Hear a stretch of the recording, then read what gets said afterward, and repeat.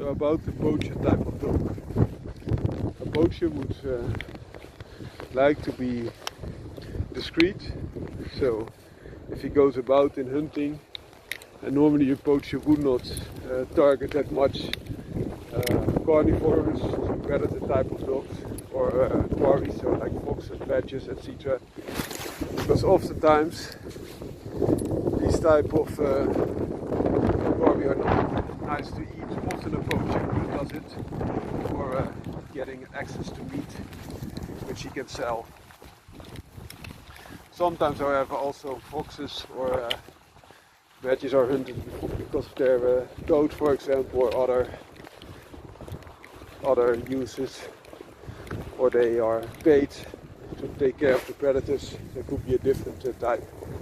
Poaching is normally the hunting without having a permit to hunt, and also oftentimes they do not abide by the rules that the hunting association would want them to abide with. So if they want to be discreet in their ways, because otherwise they could be penalized very easily by the gamekeepers or police or the owner of the land, for example, then it would be wise that you have, if you are using dogs, and also other hunting tools of course, because you can also poach without a dog, I think many poachers do. But if you are using dogs, then you want a dog that is discreet. So for example, small enough to be tucked away, also small enough to be not that easily noticed. That could be a good thing. So often a terrier would be a good way to do this. If you have a black terrier, it will also be very hard to see them at night because they do not reflect light, especially if you keep their eyes shut. Also, oftentimes, for example, poachers, mostly, as I mentioned, when you're looking for food, the best quarry is often rabbits or deer or even hawk, and then it would be a good thing, especially with the rabbits and deers, that you have a dog that's hard to distinguish as a dog suitable for poaching. So for example, the running type of dogs are very good at catching rabbits, but then you already see that it's a running dog because of its silhouette, etc. But there are other types of ways to go about this. For example, if you have a dog like the Bedlington Terrier, it carries running dog lineage to blood, but also terrier lineage. So it would be a dog that's suitable for a multitude of things. Also it's a little bit stronger than your average whippet, and it's smaller even. And it is hard to see that it's a running type of dog because of all the curls that just make it hard to see the silhouette. It looks a lot more beefy than it is, so it's a very fast type of dog still, but with the benefit that it's just better at working stronger quarry, for example even a fox or a stronger rabbit, so to say. It could even be used on a little bit bigger quarry.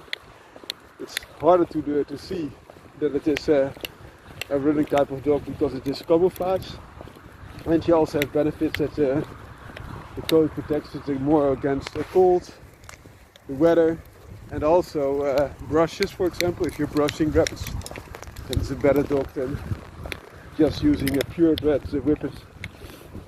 And also it has some terrier blood in it, so it could be used also to a smaller degree because it's more of an all-rounder, also for some earthwork. So there you have it. That's an example. Also examples of the bigger type of lurchers, because if you combine a running dog with another type of dog, often these crosses are called lurchers, even between different strains of running dog.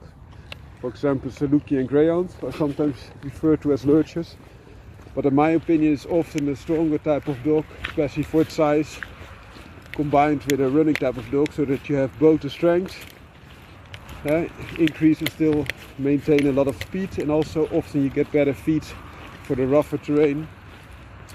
And in the latter sense, they're also crossbreeding collie type of dogs, for example, with with greyhounds to make a bigger type of running lurchers that are very good for the terrain, have a better coat to protect them, and are harder to discriminate as running type of dogs that could be useful for poaching or other hunting activities.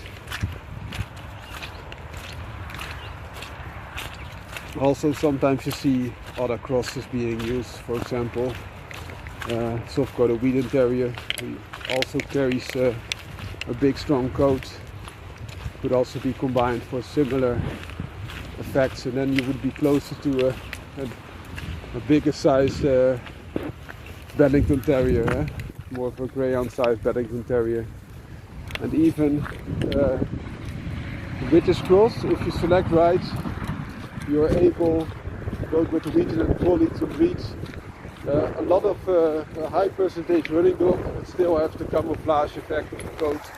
For example, even a 75% greyhound, 25% collie could still carry a lot of camouflaging coat. And same with the Wheaten Terrier. Well, I hope this video was informative to you and also gives you some more insight in this breed development. Have a nice day. Bye bye. This video is about brushing. You see some bush type of vegetation, but now the leaves are very low, so it would be a good way to, for example, for a rabbit to hide in them. But also, if you see deeper, there are the higher grass that also has some bushes around it, are very good places for hiding. The rabbit could just lay still, and then they, for example, send in a Patterdale Terrier or another type of terrier to chase them out. And oftentimes, especially the rougher coat Patterdale Terriers are good because they won't not be that easily harmed by, for example, if there's a lot of brambles in that bush vegetation that you see here in the back. That will be a good thing, but also it will help to have a running dog to chase down the rabbits once it is flushed out of the bushes. Sometimes they also have a combination of dogs that are suitable for brushing, and it often requires a dog that's quite strong and could be able to push the body through. So normally a pure whippet would not be the best choice. This is quite open brushes, but if it's getting tighter, it would be a big benefit that they can overpower that push through and then chase the rabbits. So they are able to gain terrain for the rabbit, the terrier dogs, and then flushing them out. But also sometimes crosses are used that combine the properties of both. So you have a dog that's strong enough to push through and also has a lot more fighting ability and finishing ability than an average running dog to push through the bushes, but also the speed, for example, by infusion of a running dog. For example, in this case, a Patterdale cross with a whippet would be a very good dog to start out with. This, for example, this vegetation would not be called bushy because it's very soft. Also, a running dog would be quite able to do this. And of course, there are running dogs and running dogs. One running dog could be very capable of doing it, and one could be very bad at doing it. Also, some terriers are already able to catch quite some